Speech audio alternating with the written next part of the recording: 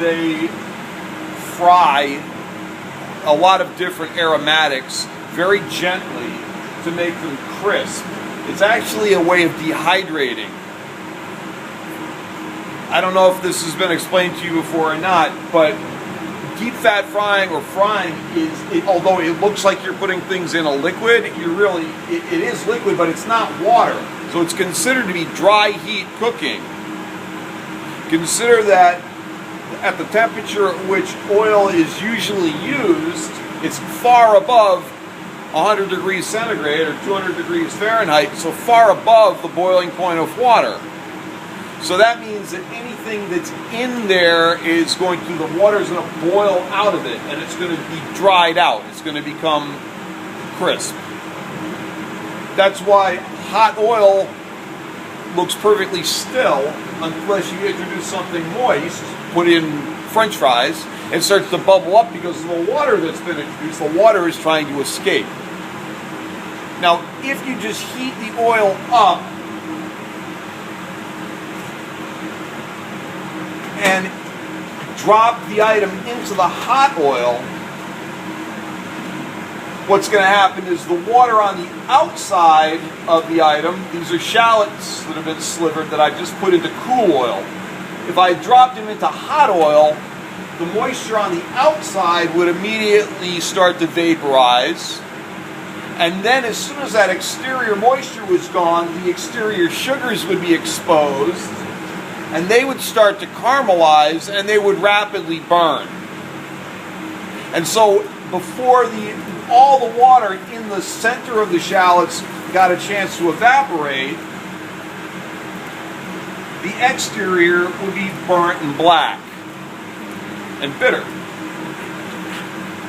The method that I'm demonstrating here is we start out in cool room temperature oil, and we gradually, over low heat, increase the heat, comes up to the boiling point, the water starts to cook out of the shallots.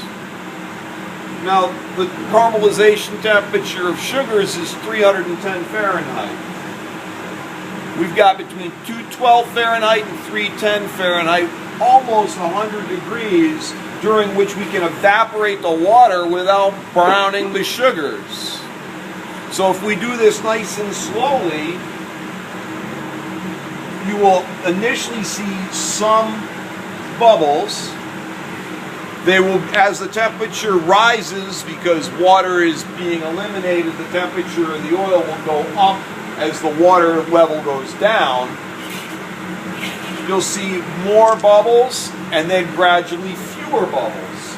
And when you've got almost no bubbles left at all, that means the shallots are pretty much completely dehydrated. All the water's been evaporated away, at which point, in the absence of any water, the oil will get hotter and hotter and hotter. And if you left it by itself, it would eventually spontaneously combust around 450 degrees. It would just catch on fire. We're not going to let it go that far, but we're going to let it go until the water is gone, and we can observe that the shallots are starting to lightly, gently caramelize. You'll be able to see it. They'll go from, well, raw to a pale golden, about the color of a Lay's potato chip. You know, and for you, those of you who like the dark ones, not those, okay? The pale golden Lay's potato chips. That's your point of reference. Now, if you just let the shallots sit in the oil by themselves unattended, the ones that are closest to the bottom, closest to the hot spot in the wok, closest to the edges, they're going to burn. The water's going to evaporate on the outside. They're going to burn quick. So you have to treat this fairly gently. You have to let it go slow. You have to stir it. I'm always playing around with the flame on the wok, turning it up, turning it down. I always look through the crack. Don't grab a wok and lift it up and try to see underneath it. There's always enough space if you raise or lower your head for you to see in between the wok and the wok chimney. Get to a point where you have a very low flame, very gentle bubbles, and then if you're set up close by with a cutting board and you have other work to do, you work for a minute or two, you turn around, you stir once or twice. You work for a minute or two, you come back, you stir once or twice. Once the bubbles start to subside, once you start to see coloring, you call me over and I'll help you get close to the finish and show you the finished product. This works particularly well for things that are high in moisture and high in sugar. Garlic and shallots, great. Onions, great. Now what's the difference between frying shallots like this and making onion rings? American style onion rings? Batter. The American style onion rings are breaded. What gets brown?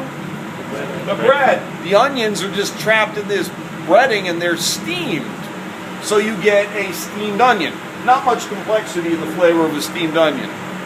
If you would allow the onion to cook slowly like this until it dehydrated and the sugar on the outside of the onion started to caramelize, you'd have a lot more complex flavor and still get a crisp texture.